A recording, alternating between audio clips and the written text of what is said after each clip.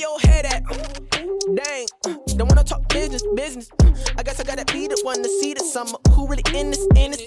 We so fed up. My life, 10 up. Your time, been up. Big prayers, send up. Couldn't do without him. Glad that I found him.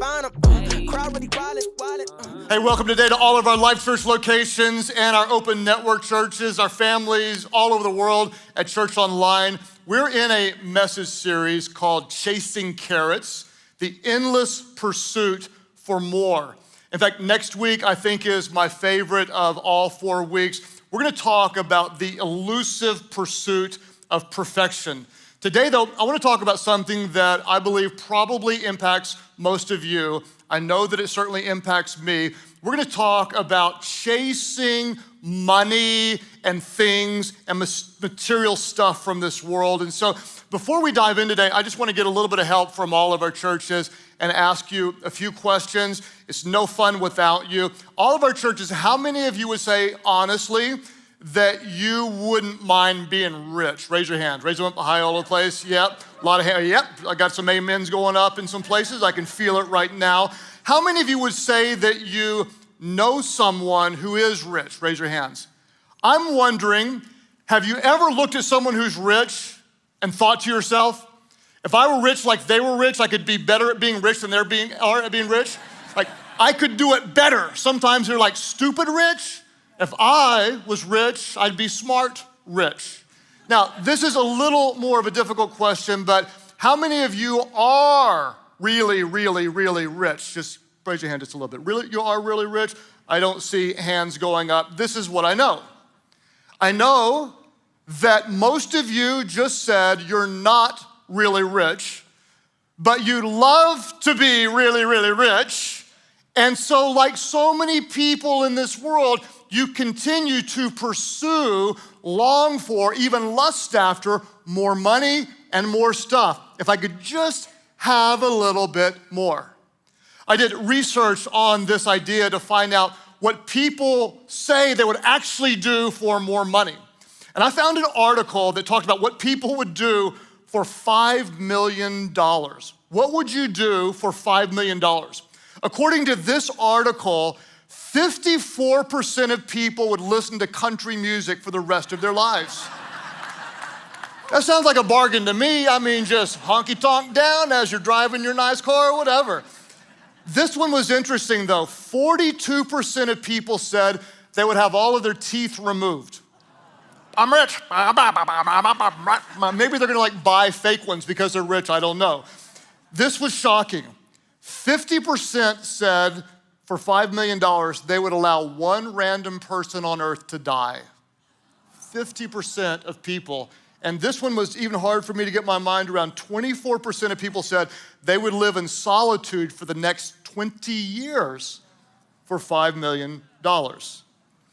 Gallup did a poll and interviewed a lot of people to find out what is rich.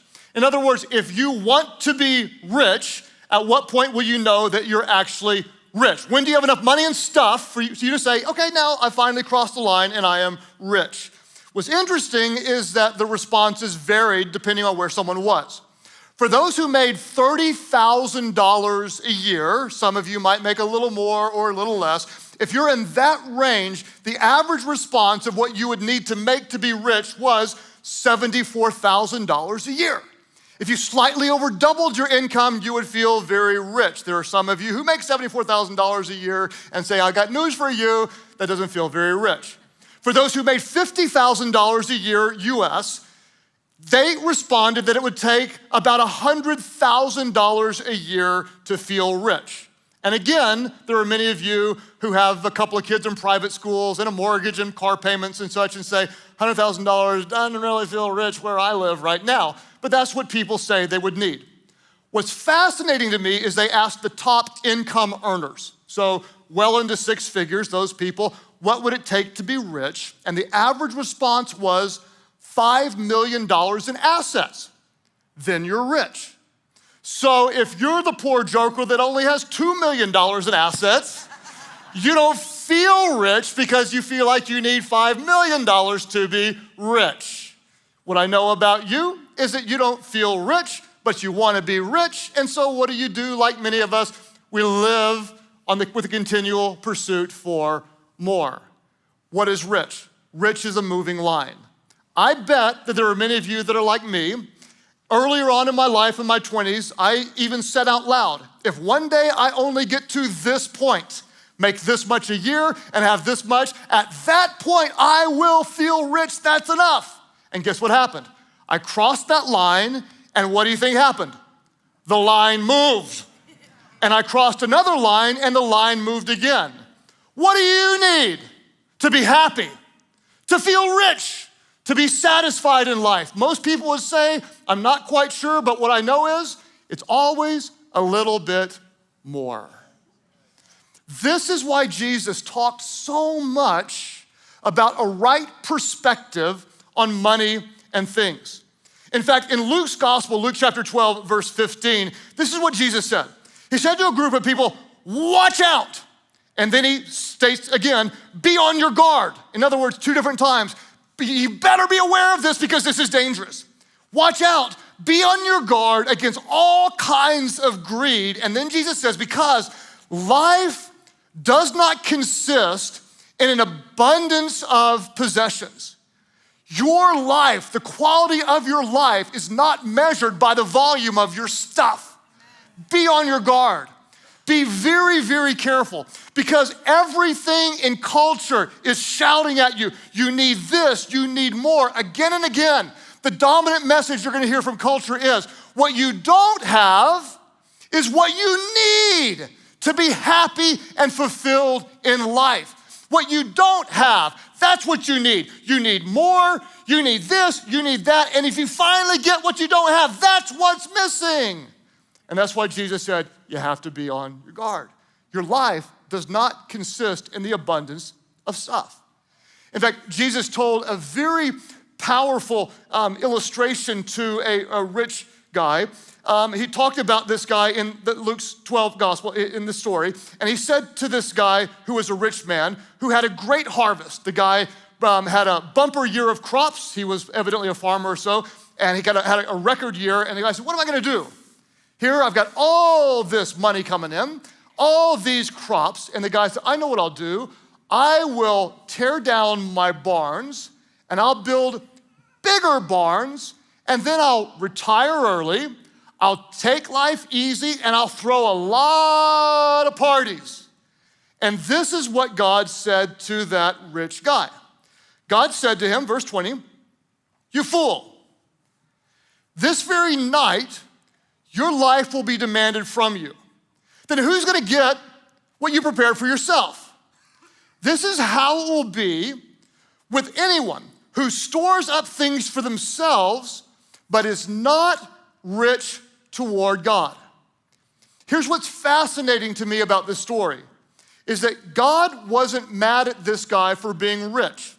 Think about him. He was a farmer. Who made him rich? God made the guy rich.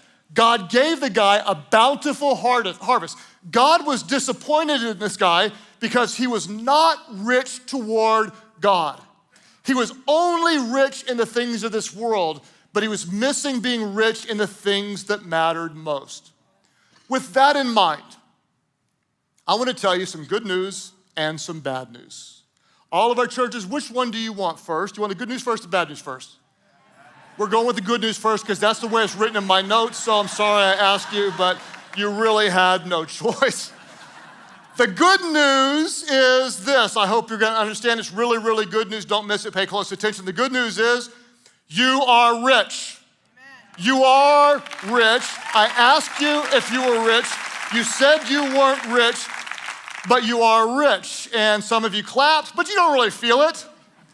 You don't really feel rich because you feel like you got more bills than money. You're rich, but you don't feel rich. When we get a little bit of perspective and recognize that probably around 3 billion or so people in this world today live off $2 or less a day, and some of you spent $5 on coffee on your way to church, it starts to put it in perspective that based on where most people live in the world, we actually are very, very rich. In fact, you can often tell just how rich you are by the things that upset you. You know, like when you get really, really mad because your Yeezys took 3 days to get there instead of 2 days, and you're really upset about it. Or your fast food order as you drove through the drive-thru didn't give you your dippy sauce for your nuggets that someone else prepared. Or your Netflix wouldn't connect to your Wi-Fi. Or you forgot your AirPods, and so you have to manually hold the phone up to your head. You can often tell how rich you are just by what bothers you. I mean, when I try to step back and think about it, that I can play any song in the world on my devices. I can stream any movie, play games. When I get hungry and when you get hungry, if you can drive your car, that puts you in the top 15% of the wealthiest people in the world. If you can drive your car past 14 or 22 other restaurants to go to your preferred restaurant to have someone else who milked the cow or caught the fish or cut the head off the chicken, sorry to be so violent, but evidently that's what has to happen before you get your chicken salad. Someone else does all that, cooks your food, cleans everything, prepares your plate, delivers it to you, puts a little garnish on it, and you complain because it took 7 minutes? That's how rich most of us are. The good news is you're really rich. Now, I know that right now that there are some people that are facing extreme financial situations, medical bills or a divorce or a single parent that's fighting to stay alive. And I don't want to diminish the reality of your world, but overall, the vast majority of people that I'm talking to right now, we're actually doing okay. We're pretty rich. If we're going to acknowledge before God that He's actually blessed us, that compared to most people in the world that we really are rich, then what I want to do is I want to be good at being rich. I want to be rich in a way that honors God. So in order to be good at it, first you have to acknowledge it. I'd love for you just to say at all of our churches, if you really believe it, can you just say, I'm rich? I'm rich. Now I want you to say it with a little bit of gratitude, like you've really been blessed by God. Say, I'm rich with a smile on your face. I'm rich. My God has blessed me. I'm rich. If for a moment you feel a little bit uncomfortable saying that, like, I don't want my kids to hear this, or I feel a little guilty saying it. If for any reason you feel uncomfortable saying, I'm rich, I want you to ask yourself, why do you think you feel uncomfortable? Why do you think you might be a little bit embarrassed? Why do you think you might be a little bit apologetic? I love what Solomon said in Ecclesiastes 5:19. He said this about God. Moreover, it's God, everybody say God. When God gives someone wealth, who gives wealth? Our God gives wealth, but I'm a self-made man. No, actually, God made you first. You have gifts, you have talent, you have opportunities. You were born in a place where we have more opportunities. God is the one behind it. When God gives someone wealth and possessions and the ability to enjoy them, to accept their lot and be happy in their toil, what is this? This is a gift from God. If for a moment you feel embarrassed or apologetic or ashamed, ask yourself, in what other area of life are you blessed and embarrassed by the blessing? Think about it. I've got a great marriage to Amy. If you say, oh, you guys got a great marriage, like, oh no, I'm so sorry, we really don't. I'd just say thank you. If you say, hey, you've been blessed with good health, I'd be like, thank you. Not like I'm a cow. Oh, you got a full head of hair. Well, I didn't do anything. Thank you. I feel so bad about it. I feel so guilty that I have hair. No, you don't apologize for any other area of blessing, but in this one area, for some reason, sometimes people feel so insecure. Say it like you mean it, like it came from God, and it is a blessing. I'm rich. My God has blessed me. It's the good news. The good news is you're rich. There's bad news, though. The bad news is you're rich. Bad news. It really is and can be bad news. Being rich actually puts us at a tremendous spiritual disadvantage. In fact, Jesus had a very meaningful conversation with a rich and powerful young guy. And his stuff and his money was so important to him that it hindered him, it kept him from becoming a disciple of Jesus. And this is what Jesus said to this rich, powerful guy. Jesus looked at him and said, "How hard is it for the rich to enter the kingdom of God? Indeed, it's easier for a camel to go through the eye of a needle than for someone who is rich to enter the kingdom of God." The good news is you're rich, you're blessed. The bad news is you're rich. It's a tremendous spiritual disadvantage. Why? Because you already have a roof over your head, you got food in the pantry, you can buy whatever you want. You've never probably in maybe recent years had the privilege or the blessing of praying, "God, give me today my daily bread," because you've already got a closet full of food and you missed out on seeing God provide for you. It's also a disadvantage because we're so distracted. We have rich people options. We have rich people opportunities.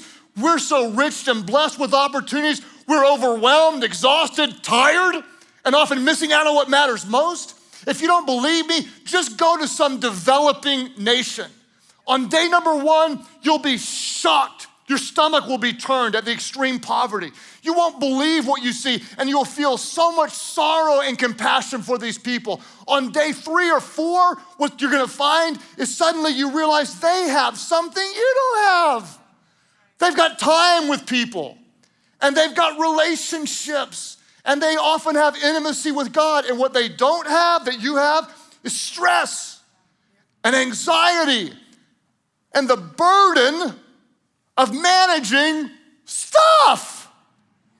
And on day 5 or so, you might find a small part of yourself jealous of their simplicity, of their intimacy, of their love for one another, their appreciation for community, and their adoration for God.